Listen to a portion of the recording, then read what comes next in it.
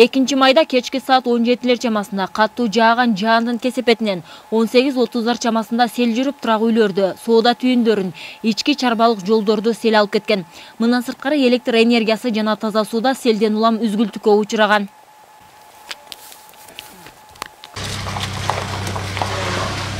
Марс Саттаров Исфана шаарынын тургуну. Сел кесепетинен улам чоң материалдык чыгымга учураган. Анын пластик терезелерди чыгаруучу ишканасын сел суулары каптап, турак үйүнө да кирген.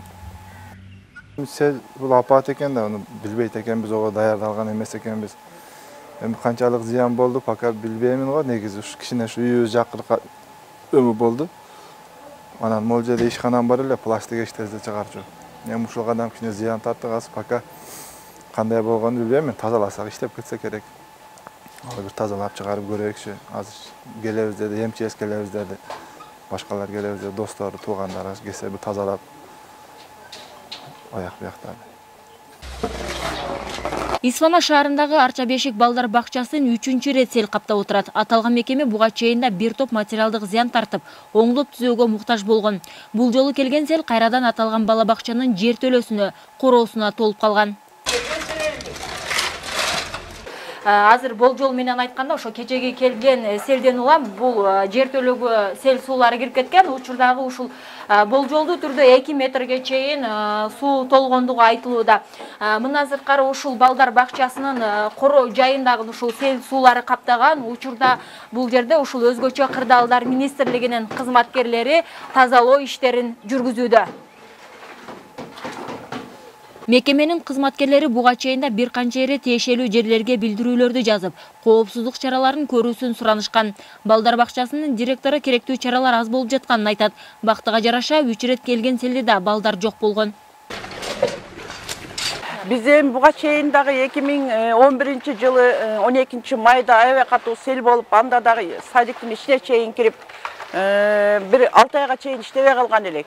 Андан кейін 2017-жылы дагы сел болуп, анда дагы 1,5-2 айга чейин иш жүргүзбөй, мына ушинтип тазалоо иштери жүргөн. Муну эми биз чоңдордун бардыгына кайрылдык, мэрге, акимчиликке, премьер-министрге чейин кайрылган каттарыбыз бар, депутаттарга чейин кайрылган каттарыбыз бар. Капремонттор болуш керек, 2 селден кийин капремонтта болуш керек эле.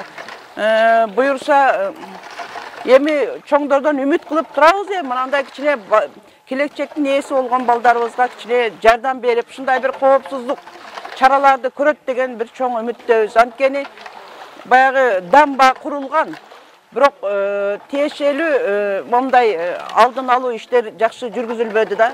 Муну ачык айтыш керек. Анткени муну жакшырсак эртең дагы эле кайрада сел келе турган болсо, буга эч ким жооп бербейт деп ойлоймун да. Учурда сел суулары каптаган социалдык объектилерде, жолдорду жана турак үйлөрдү тазалоо иштерин өзгөчө кырдаалдар министрлигинин кызматкерлери аткарууга алып жатышат. Жалпысы болуп, өзгөчө кырдаалдар министрлигинен 50 куткаруучу сел сууларын тазалоого тартылды. Бүгүнкү күндө иш алып барууда. Андан тышкары Исфана шаарынын Восточный көчөсү, жаңы конуштарында ушундай өзгөчө кырдаалдар министрлиги тарабынан куткаруучулар иш алып барууда. Социалдык тармактарда жүргөн тасмада үйлөрдү сел каптап, короолордун тосмолору кулап жатканын көрүүгө болот. Аталган жерге биздин чыгармачыл топ келип, абалды жеринен көрдүк. Каптап келген селден адам өмүрүнө зыян келген эмес, жергиликтүү үйлөр бир топ материалдык зыянга гана учураган. Огородто ушул заборду биягынан 25 метр дуалды бузду. Ошондон келип туруп, бу жерде көлдөп туруп, аркасында 35 метр дуалды бузган да, огороддун заборун. Огородуңузда жазгы эч нерсе эгилбейт. Көчөттөрүм бар эле, анын 5-6 эле кетти. Калган турат могу. Үйүңүз зыянга учурадыбы? Жок. Ичине кирген жок. Болгон ушул. Забор. Исфана шаарында 8 турак үйгө сел суулары кирип кеткен. Бир үйдүн дуалын алып жараксыз абалга келтирген. Бирок бул үй өзгөчө кырдаалдар бөлүмү тарабынан кооптуу аймакта жайгашкан деп табылып, башка жака көчүүгө эскертүү берилген. Турак үйдүн ээси Бишкек шаарында болгондуктан, анын үйүн жакын туугандары бузуп жатышат. Турак үй сел сайынын жээгинде болгондуктан жараксыз абалга келген. Сел көп келгендиктен коюлган сел тосмолору да туруштук берген эмес. 85 метрге домба түзгөн, ташты түзүп кеткен, экскаватор менен. Sol. Ona üçün hazır şu 1 saatken turuştuk bergen yok şu damma. Kece ушундай каттуу сел келди. Каттуу сел келгенден коркуп бала чакабыз менен үйдөн чыгып кеттик. Ушундай селкананын алдыда тургандыгы үчүн биз коркунуч абалда отурабыз. Бизге эмики жылдагы башка убактарда сел келсе кандай болот билбеймин. Селдин кесепетинен улам электр мамычалары да кыйроого учураган. Электр тармактар ишканасынын Лейлек жана Сүлүктүү филиалдарынын кызматкерлери селдин кесепетин жоюу боюнча аракеттери көрүүдө. Аймактагы абал жергиликтүү бийликтин көзөмөлүндө. Өзгөчө кырдаалдар министринин тапшырмасы менен министрдин орун басары ыкчам топ менен аталган аймакка келип, абалды жеринен көрүп жатат. Биринчи этап менен азыр тазалоо жумуштары жүрүп атат. Анан кийин кайсыл жерге жабыркаган жерлерди муну азыр садиктер болуп атат. Буларды тазалагандан кийин 4-8 үйгө кириптир. Ал жерде да биздин куткаруучулар иштеп атат. Анан кийин калыбына келтирүү жумуштары кетет экинчи этап менен. Азыр протоколго киргизип атабыз. Мына көпүрөнүн асты дейт, дагы объектилер көп экен. Ошону айланып көрүп жүрөбүз. Өкмөттүн Баткен облусундагы ыйгарым укуктуу өкүлү Алишер Абдрахманов Лейлек районунда селден улам түзүлгөн кырдаал менен жеринде таанышып, сел кесепеттерин жоюу, калыбына келтирүү боюнча чукул жыйын өткөрдү. Облус башчысы жыйында жарандык коргонуу кызматтарына тез арада жолдорду, турак үйлөрдү, инфраструктураны калыбына келтирүү, селден жабыркагандарга зарыл болгон жардамдарды көрсөтүү, чыгымдарды тактоо боюнча тапшырмаларды берди. Бүгін штабты өткөрдүк, кечинде да өткөргөнбүз. Түнү мына эртең мененки дагы тапшырмалар берилди. Ар бир ишканалар өздөрүнүн милдеттерин аткарууга тапшырмалар берилди. Андан тышкары мына МЧСтин зам министри келип экөөбүз биргеликте мына азыр бүт объекттерди көрүп чыктык. Ал жерлердеги өтө көп маселе жаралып атат. Ушул маселелердин баарын мына протоколго киргизип атабыз. Азыркы күндө бул Лейлек районундагы бул селдин жүрүүсү боюнча адамдарга эч кандай зыяны болгон жок. Андан тышкары бул материалдык ущербтер болуп атат. Кээ бир үйлөргө суу кириптир. Бир ушул көпүрөлөрдү мына азыр көрүп турган ушул көпүрөлөр бул уже жараксыз болуп калыптыр. Буларды протоколго киргизип атабыз. Ошондой эле мына азыркы күндө МЧСтин солдаттары бүтүн бардырды үйлөрдү тазалап, көчөлөрдү тазалоолорду иштерин жүргүзүп атат. Бизде техника толугу менен жетиштүү.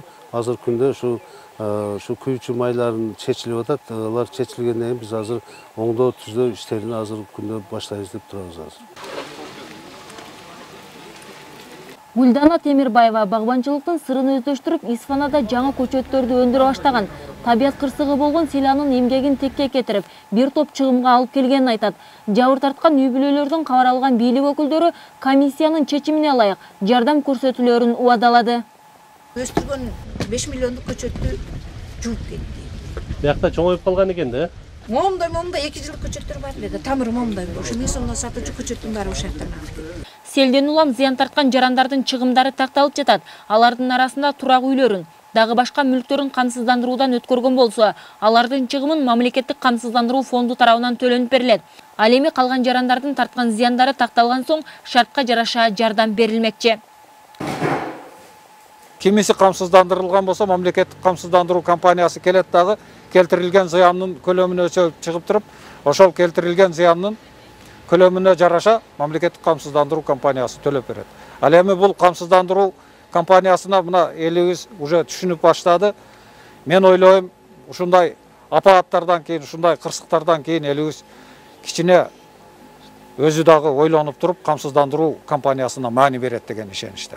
Эскерте кетсек, 2 майда мөндүр аралаш катуу жаандын натыйжасында Лейлек районунун Исфана шаарында 9 булак, Сумбул айыл аймактарына катуу сел жүрүп, азыркы маалыматтар боюнча 10 турак үйгө, 16 турак үйдүн короолоруна сел суусу кирген.